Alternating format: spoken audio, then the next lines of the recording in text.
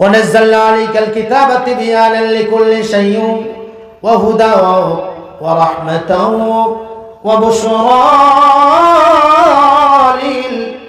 للمسلمين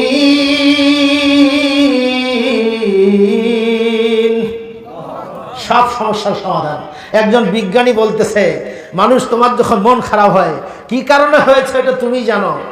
তোমার যখন মন খারাপ হয়, তুমি বাড়িতে গিয়ে কোরআনটা এমন করে বাইর করবা, যেই পৃষ্ঠাটা বাইর হবে ওই পৃষ্ঠাটা তুমি পড়ে দেখিও, তোমার মনের কষ্টের খোরাকটা ওই জায়গায় পাবে। কোরআনটা হলো এইরকম মুজিজা। কোরআন পড়লে ঘুম আসে কেন? এখানে রহমত আছে।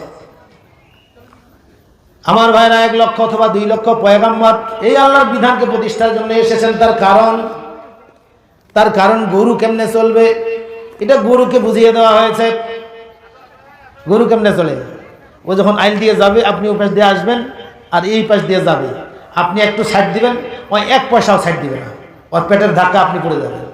এটা না হলো গরু। আল্লাহ বলছেন মানুষ এইরকম আছে, ওই যাচ্ছে তো যাচ্ছে গরুর মুখে, মানে কাউকে পরোয়া নাই, সালামও নাই, কালামও নাই, বয়স্ক না, বৃদ্ধ না, কি না, অসুস্থ, ওর গতিতে যাচ্ছে। তাহলে এর ভিতরে গরুর আচরণ আছে। গরুকে বুঝিয়ে দেওয়া হয়েছে তুমি এমনি করে চলবা। কুকুরকে বোঝানো হয়েছে খালি দৌড়াবা, কাজ থাক গান না থাক, খালি দৌড়াবা। মানুষের মতো কিছু, কুকুরের মতো কিছু মানুষ আছে সারাদিন দৌড়ায়, কিন্তু কি কাজ তা নিজেও বুঝে না। আজান হয় মসজিদে যায় না, ঠিক না? আমার ভাইরা, মহান রব্বুল আলামিন জানিয়ে দিলেন যে পশু যদি পশু হয়, তাহলে একটা মুরগিকে পানির মধ্যে আপনি ফিকে মারেন, ও পানিতে পড়বে না, উড়ায় চলে যাবে ডাঙ্গায়। কথা বোঝা গেছে? মুরগিটা ডান দিক ফিকে, মুরগিটা পানি পড়বে, ও উড়াইতে উড়াইতে আরেক প্রান্তে যাবে। আরেকটা হাঁসের বাচ্চাকে আপনি এইভাবে দেন দি পানিতে, ও তাড়াতাড়ি যায়, পানিতে নামবে। একে কে শিখাইলো যে নামো, তুমি ডুববা না? ওকে কে শিখাইলো যে তুমি নামবা না, ডুবে যাবা, উড়ায় চলে যাও?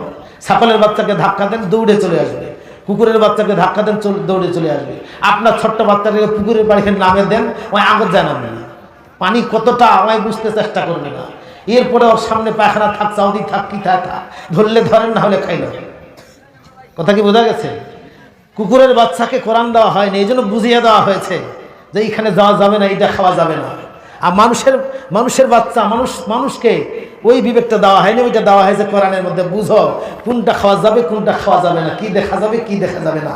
এই জন্য তোমাদের কোরআন দেওয়া হয়েছে। যদি তোমরা না এই বুঝটা গ্রহণ করো, তোমরা হবা জানোয়ারের মতো, মানুষ থাকবা না। তোমাদের আচরণে, একটা গরুর আচরণে, কুত্তার আচরণে মানুষ যত কষ্ট পায়, হিংস্র প্রাণীর আচরণে যত কষ্ট পায়, তুমি যদি কোরআন গ্রহণ না